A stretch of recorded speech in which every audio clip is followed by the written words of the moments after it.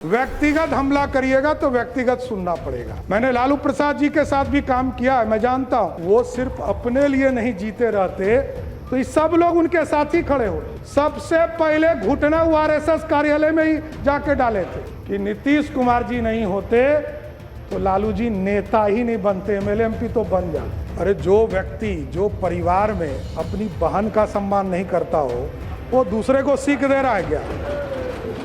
पूरा देश जानता है, कोई हमको नहीं बताने की जरूरत है। अध्यक्ष महोदय, आज इस सदन के सामने मैं सबसे पहले बिहार की महान जनता और अपने नेतृत्वकर्ता देश के यशस्वी प्रधानमंत्री आदरणीय नरेंद्र मोदी जी को, बिहार के सबसे लोकप्रिय नेता और बिहार के पूर्व मुख्यमंत्री आदरणीय नीतीश कुमार जी को, भारतीय जनता पार्टी के राष्ट्रीय अध्यक्ष आदरणीय नितिन नवीन जी को, भारत सरकार के गृह मंत्री आदरणीय अमित शाह जी को और तमाम जो हमारे एनडीए के साथी जो सभी नेता हैं, सबका मैं धन्यवाद देता हूं, जिन्होंने और यहाँ पर जो माननीय सदस्य हमारे सभी हैं, सबने मुझ में विश्वास व्यक्त किया, इसके लिए मैं सबको धन्यवाद देता हूँ।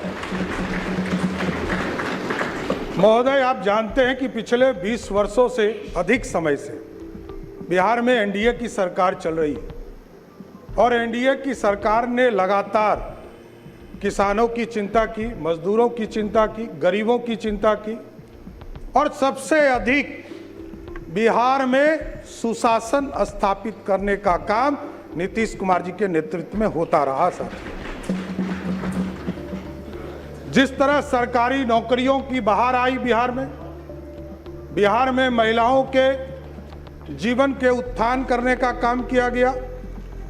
हमारी जो छोटी छोटी बहनें हैं, साइकिल योजना चलाकर उसको स्कूल तक पहुंचाने का काम किया गया। लगातार ऐतिहासिक शराबबंदी कदम भी आदरणीय तत्कालीन मुख्यमंत्री नीतीश कुमार जी ने लिया। साथी, मैं जरूर ये आश्वस्त करना चाहता हूं सदन को भी और पूरे बिहार को, देश के प्रधानमंत्री आदरणीय नरेंद्र मोदी जी चाहते हैं देश विकसित हो और बिहार के नेता, हम लोगों के नेता नीतीश कुमार जी चाहते हैं बिहार समृद्ध हो। इस पर काम हमको करना है और जिस तरह नीतीश कुमार जी के नेतृत्व में CCC पर कोई समझौता नहीं किया गया, चाहे वो क्राइम हो, करप्शन हो और कम्युनिज्म हो, इन तीनों चीजों पर कभी समझौता नहीं किया गया। आगे भी किसी भी कीमत पर कोई समझौता ये सरकार नहीं करेगी। साथ सही बात है, कुछ लोग को चिंता रहती है, कुछ लोगों को लगता है हमारा पाठशाला, यही बपौती से बाहर निकलिए, किसी की बपौती नहीं है ये सत्ता। ये जो मुख्यमंत्री का पद है ये 14 करोड़ बिहारियों का आशीर्वाद है, इसलिए आज मैं बैठा हूं। नीतीश कुमार जी का, नरेंद्र मोदी जी का, नितिन नवीन जी का, चिराग पासवान जी का, उपेंद्र कुशवाहा जी का, जीतन राम मांझी जी का, सबका आशीर्वाद है, तब तो यहां बैठा हूं। कौन गलतफहमी में है? कौन कहता है किसको बनाया? कहां से गलतफहमी हो गई आपको? अरे मेरी तो राजनीति उत्पत्ति हुई है, मैं बता रहा हूं इस सदन के अंदर। नीतीश कुमार जी को मुख्यमंत्री बनाना था। 94 में समता पार्टी का निर्माण हुआ, मेरे पिताजी संस्थापक सदस्यों में से एक हुए। 1995 में सदस्य बनकर आए और लालू यादव जी ने मुझको जेल में डाला। मैं ही नहीं, मेरे 22 परिवार के सदस्यों को जबरदस्ती जेल में भेजा। लोग कहते हैं लालू यादव का, इसलिए मैं ऑफिशियल बयान कर रहा हूं, इसलिए मैं कोट कर रहा हूं कि लालू यादव जी ने मिलर स्कूल के मैदान में क्षमा मांगा था कि हमसे गलती हुई, इसलिए बोल रहा हूं। और मेरे कई चीजों पर ये लोग चर्चा करते, केस, मैं तो कह ही रहा हूं इस सदन में कई बार मैंने कहा नीतीश जी नहीं होते तो लालू जी मुख्यमंत्री होते क्या? लालू जी को भी मुख्यमंत्री नीतीश कुमार जी ने बनाया, ये आपको जानकारी होना चाहिए। यहां बैठे हैं वरिष्ठ साथी, इन लोगों से मिलिएगा, आपको पता चल जाएगा। और कोई किसी के पाठशाला से नहीं होता है। मैं तो कहा कि मेरी राजनीति में लालू यादव जी का अत्याचार नहीं होता तो मैं बिहार का मुख्यमंत्री नहीं बन पाता, नहीं तो जेल नहीं जाता, ना इस राजनीति में आता, मैं तो दूसरे रास्ते में चला जाता। इसलिए कोई गलतफहमी में मत रहिए। हमको पता है आप जो समझा रहे हैं ना, कोई किसी का पाठशाला नहीं है, ये लोकतंत्र है।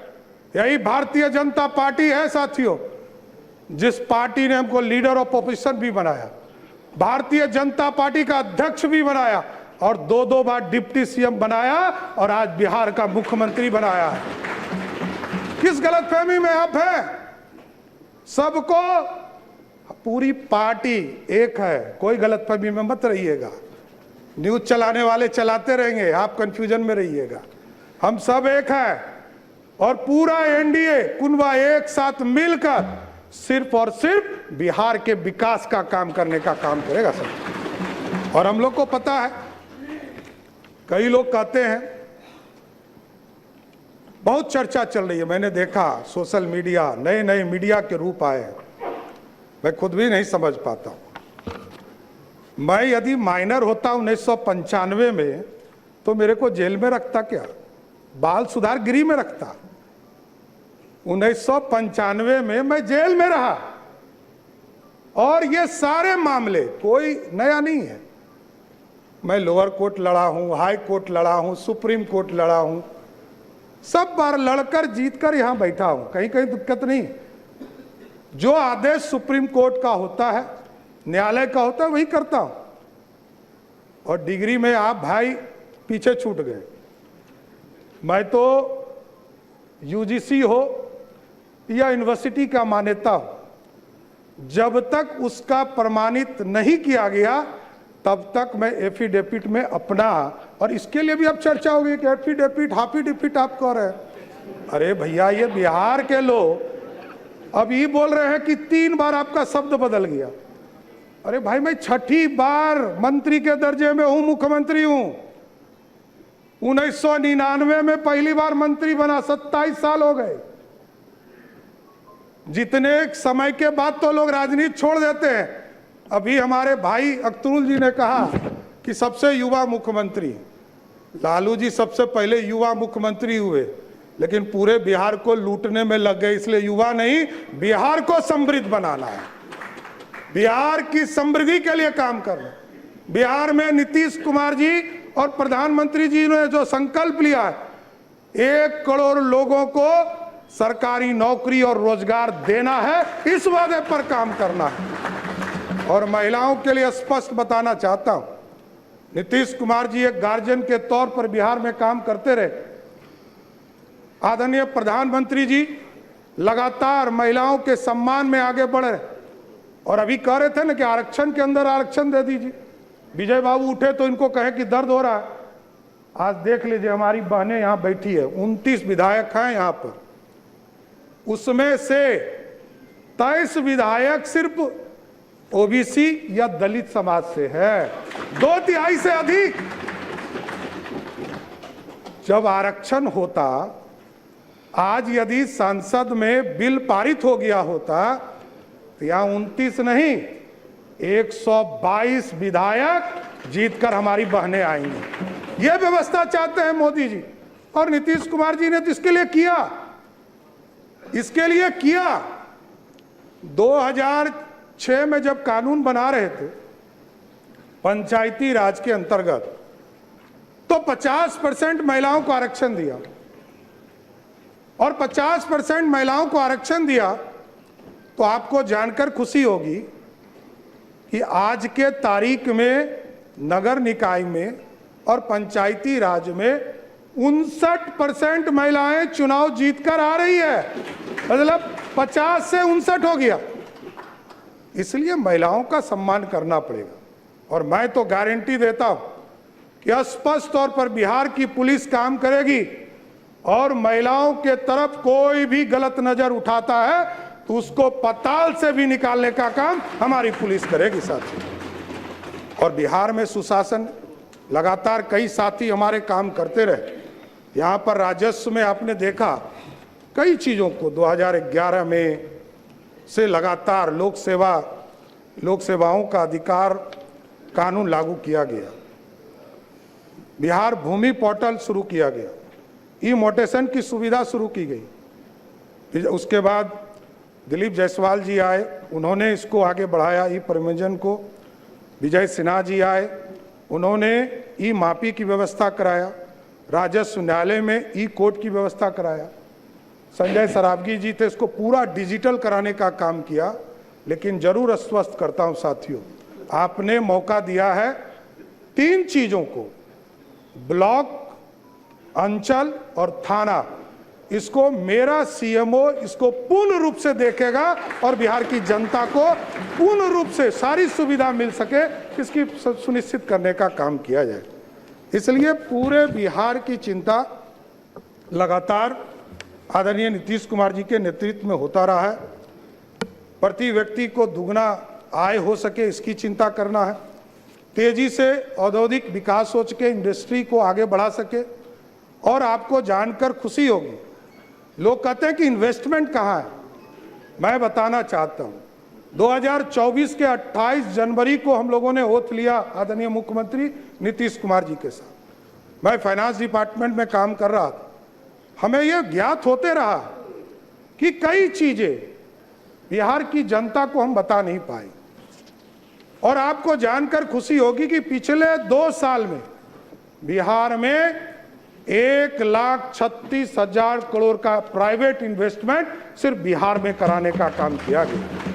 और इसको टारगेट लिया है हम लोगों ने कहा है कि अगले 1 साल में, जब 1 साल पूरा हो, तो बिहार की जनता को प्राइवेट इन्वेस्टमेंट के सेक्टर में लगभग 5 लाख करोड़ रुपए का इन्वेस्टमेंट सिर्फ बिहार में हो, इसकी चिंता करनी है।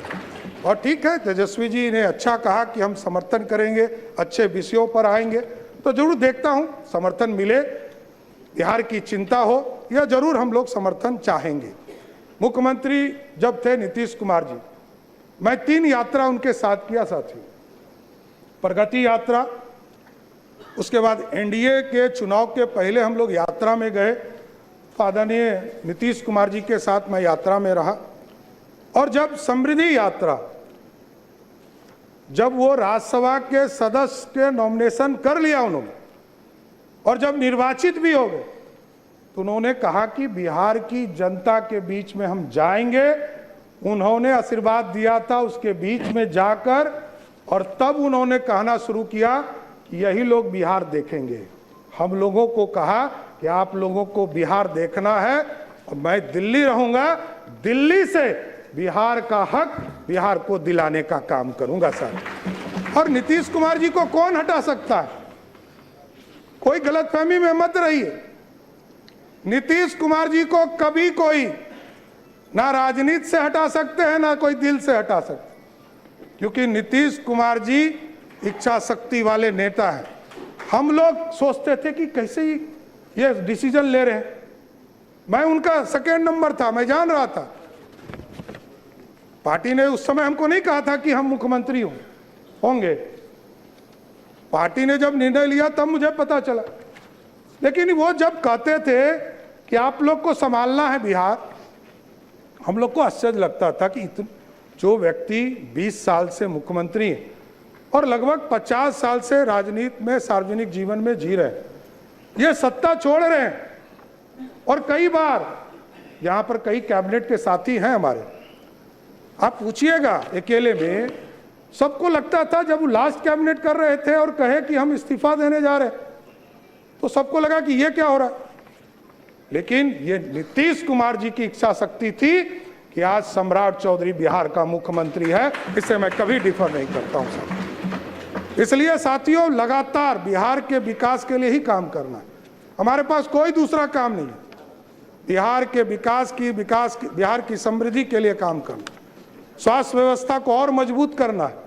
कई लोगों ने काम किया इसके ऊपर, नीचे ब्लॉक से लेकर ब्लॉक, अनुमंडल, जिले में कैसे लोग वहां से ट्रांसफर करने की व्यवस्था को समाप्त करना है, वहीं लोग रहे, यहां आने की जरूरत नहीं है। यहां तो पीएमसीएच पूरे प्रदेश से रिसर्च के साथ साथ यहां पर इलाज करने का काम किया जाता है, लेकिन ऐसी व्यवस्था करनी है कि जिले में यदि कोई बीमार पड़े तो अगले 2-3 दिनों तक जिले में ही रहकर उसका इलाज हो सके। साथियों, यह व्यवस्था खड़ा करना।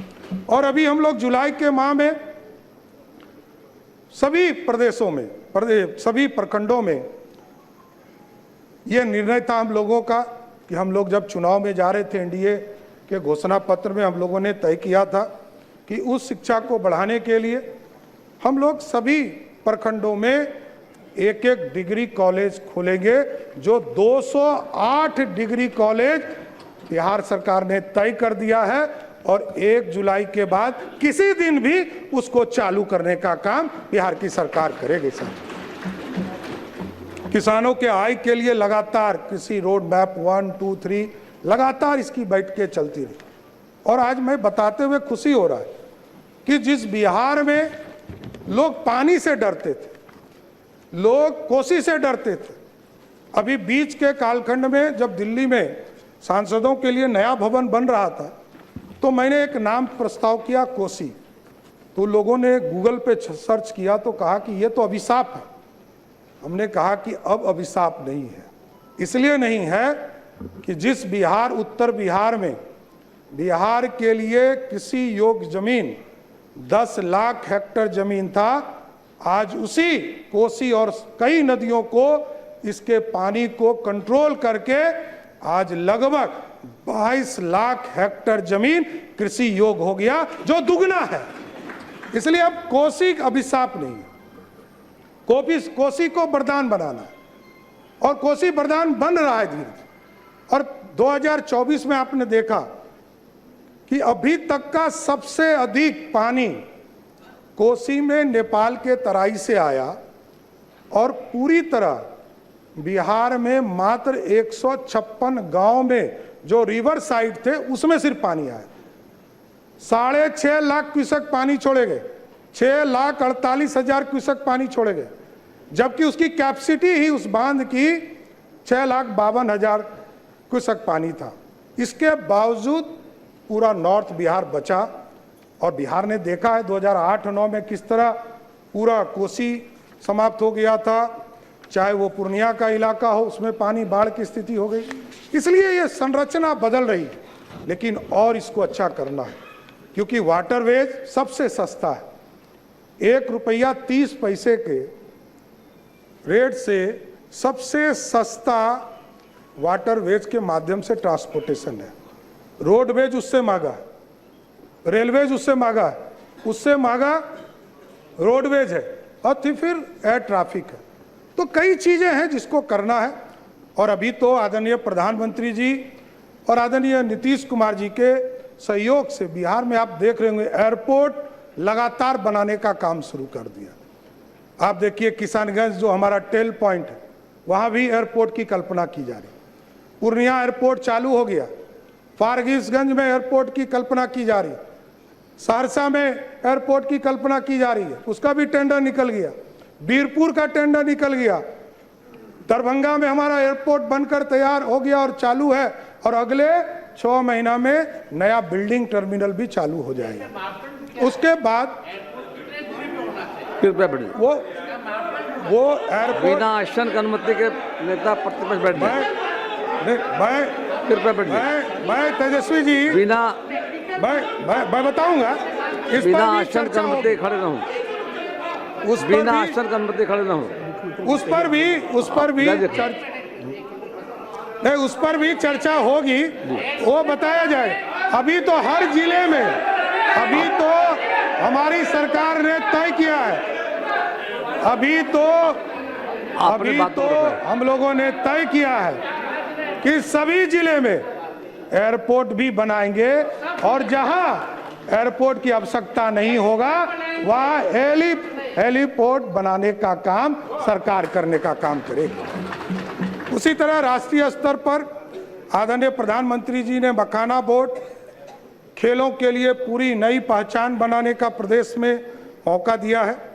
इको टूरिज्म को हम बढ़ाने का काम कर रहे हैं और 11 टाउनशिप लगातार प्रयास किए जा रहे थे कि टाउनशिप बढ़े और नए टाउनशिप की कल्पना की जाए। इस बार पिछले कैबिनेट में मैं सभी साथी को धन्यवाद देता हूं और बिहार की जनता को धन्यवाद देता कि ये 11 टाउनशिप हम बनाने जा रहे हैं और सब ऐतिहासिक तौर पर जो हमारी विरासत है उसके नाम पर बनाया जा रहा है। पटना में पाटलिपुत्रा लगभग 60,000 एकड़ जमीन में उसको बनाने का काम किया जाएगा और जिसका नाम पाटलिपुत्रा होगा साथी।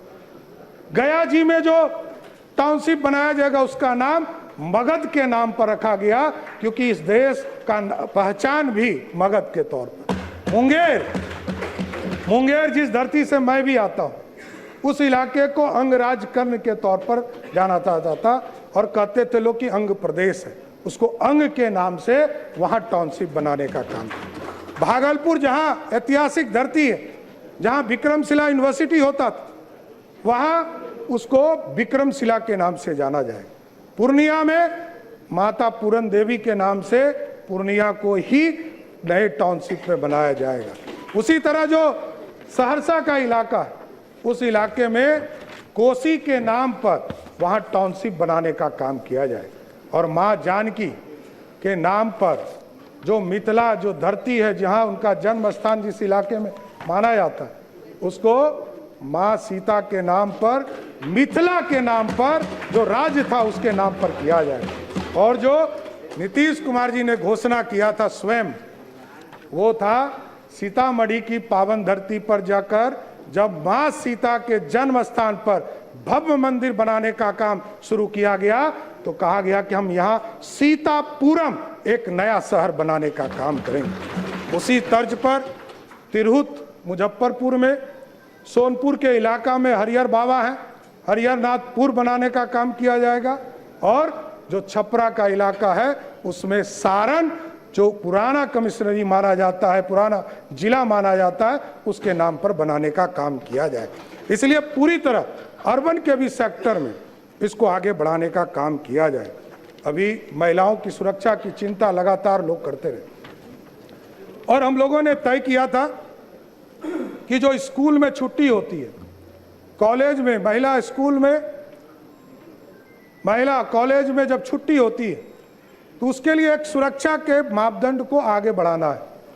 कई घटनाएं सामने आई प्रकाश में, उसको देखते हुए हम लोगों ने निर्णय लिया कि अब सभी स्कूल और कॉलेज के सामने पुलिस दीदी पिंक स्कूटी के साथ खड़ी होंगी और पूरे प्रदेश में महिलाओं की सुरक्षा को बढ़ाने का काम किया है। इसलिए अभी हम लोगों ने जो पहली कैबिनेट थी उसमें कई फैसले लिए। उसमें हरिहरनाथ बाबा को भी, जिस तरह बाबा विश्वनाथ काशी में स्थापित है, प्रधानमंत्री जी ने जिस तरह कॉरिडोर बनाया उसी तर्ज पर हम लोग सोनपुर में भी हरिहर बाबा नाथ के नाम पर कॉरिडोर बनाने का काम करेंगे, जो लगभग 680 करोड़ का कॉरिडोर होगा और उनके आशीर्वाद से पूरा बिहार और समृद्ध हो, इसकी कामना भी करते रहेंगे। कई चीज़ों की लगातार माननीय विधायकों के द्वारा चिंता रहती थी कि जो रोड एक्सीडेंट होते थे उसको इंश्योरेंस सेक्टर में जाना पड़ता था। हम लोगों ने तय किया, आदरणीय वित्त मंत्री जी, आदरणीय विजय बाबू, सब लोगों ने इसको तय किया कि अब जो रोड एक्सीडेंट होंगे उसमें इंश्योरेंस का भी पैसा 4 लाख मिलेगा और सरकार भी अपने स्तर से उसको 4 लाख रुपया घटना के बाद देने का काम करेगी।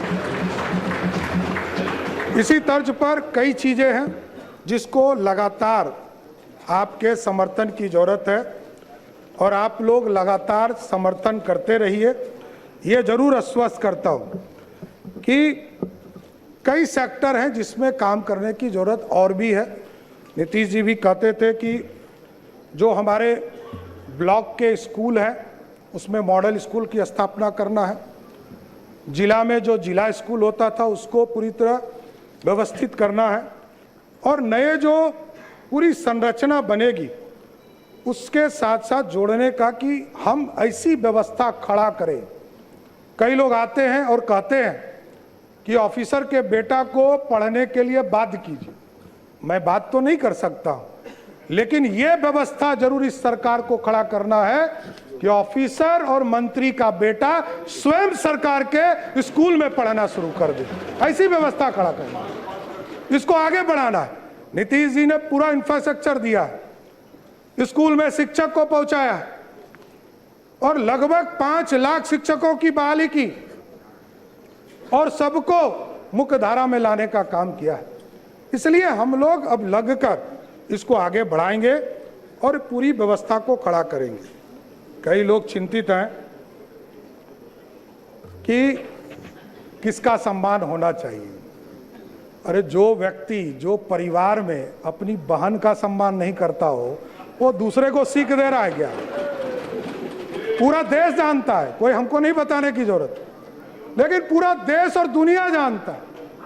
देखिए, जब भी मैं बार बार कहता हूं, व्यक्तिगत हमला करिएगा तो व्यक्तिगत सुनना पड़ेगा। कभी भी व्यक्तिगत का जगह नहीं है। यह लोकतंत्र की धरती है, लोकतंत्र का मंदिर है। मैं जानता हूं, मैंने लालू प्रसाद जी के साथ भी काम किया है, मैं जानता हूं, बड़े नेता हैं, इसमें कहीं दो मत नहीं। लेकिन यदि वो सिर्फ अपने लिए नहीं जीते रहते तो ये सब लोग उनके साथ ही खड़े होते। और लालू जी सबसे पहले, ये आपको जानकारी दे देता हूं, सबसे पहले घुटना आरएसएस कार्यालय में ही जाके डाले थे, कोई दूसरे जगह नहीं। 33 विधायकों का समर्थन चाहिए था, सरकार ही नहीं बनती, हरदी ही नहीं लगता, मुख्यमंत्री ही नहीं बनते। और नीतीश कुमार जी का इसलिए मैंने कहा योगदान है कि नीतीश कुमार जी नहीं होते तो लालू जी नेता ही नहीं बनते, एमएलए एमपी तो बन जाते। विरोधी दल का नेता बनाया और मुख्यमंत्री का उम्मीदवार बना, ये पूरा बिहार जानता है। लेकिन मैं सिर्फ याद दिला रहा हूं बिहार को। इसलिए आज मैं तमाम साथी, लगभग 13 लोगों ने अपनी बातों को रखा है, लेकिन मैं फिर से देश के यशस्वी प्रधानमंत्री नरेंद्र मोदी जी को, बिहार के लोकप्रिय नेता, हम लोगों के नेता नीतीश कुमार जी को, हमारे पार्टी के राष्ट्रीय अध्यक्ष नितिन नवीन जी को और तमाम जो एनडीए के बड़े नेता हैं सबका, और तमाम जो हमारे एनडीए के विधायक हैं, सबने हमको नेता चुना, इसके लिए मैं सबको बधाई देता हूं। और मैं कोशिश करूंगा कि जो हमारे विपक्षी पार्टी के साथी हैं उनका भी सम्मान बिहार की जनता के बीच रखूं और लोग काम करते रहे। काम से आपके दिल को पूरा एनडीए जीतने का काम करेगा। बहुत बहुत धन्यवाद।